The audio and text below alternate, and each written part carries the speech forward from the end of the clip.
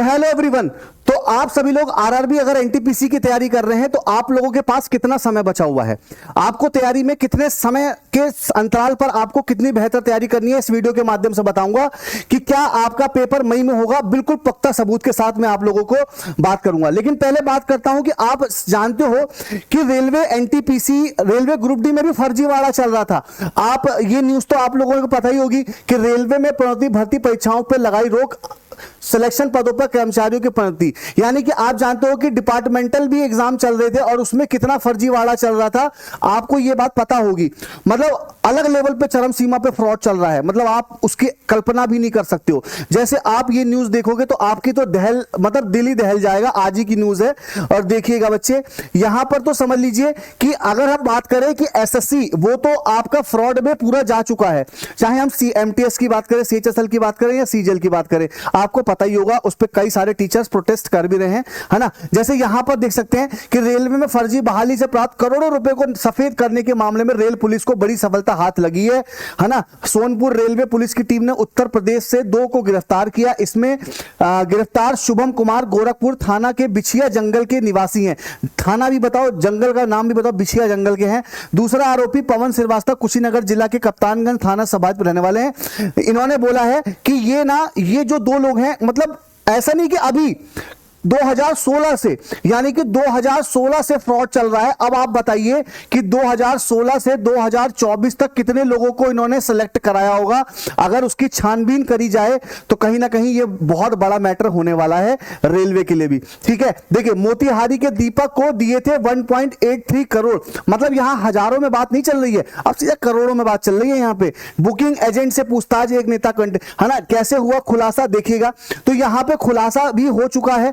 अब क्या हो रहा है ना कि रेलवे ने, आपको पता होगा कि रेलवे के पेपर, जैसे आपको पता होगा कि पैरामेडिकल की एग्जाम डेट आ गई है ना। आपको पता होगा कि पैरामेडिकल की एग्जाम डेट आ चुकी है और वो कब है बच्चे, आपको पता होगा कि 28 अप्रैल से वो 30 अप्रैल तक उसका एग्जाम होना है। ये तो आपको कल नोटिस भी रेलवे ने निकाल दिया कि भाई देख लो हम ये एग्जाम कराने वाले हैं। अब जो बच्चे सीबीटी 2 वाले थे एएलपी के, तो मैं आपको बता दूं एएलपी, सीबीटी 2 और जेई, क्योंकि भाई इसमें फ्रॉड करता हुआ पाया गया है तो इसकी छानबीन चल रही है। इसका एग्जाम आप मई में 10 से पहले मान लीजिए कि आपका ये एग्जाम हो जाएगा, 10 से पहले एग्जाम इसका हो जाएगा।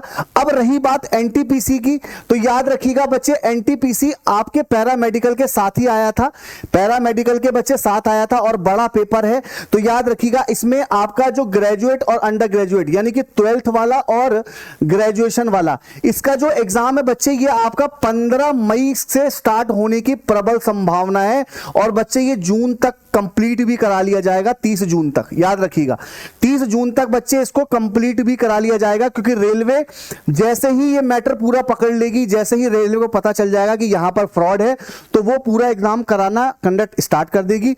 एनटीपीसी इसके बाद नंबर है और बहुत तेजी से कराएगी। तो आप अपनी तैयारी 15 अप्रैल से 30 मई मान के चलिए। समझ रहे हैं आप लोग? तो आपके पास समय तो बिल्कुल नहीं है, ये तो आप समझ ही रहे हैं ना कि आपके पास समय बिल्कुल नहीं है।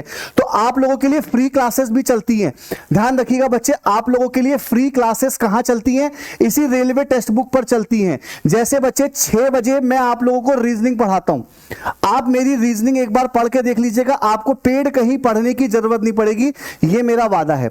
6 बजे एक बार रीजनिंग पढ़ के देख लीजिएगा अपने आप एनटीपीसी की, आपको समझ में आ जाएगा, कहीं पढ़ने की जरूरत नहीं है।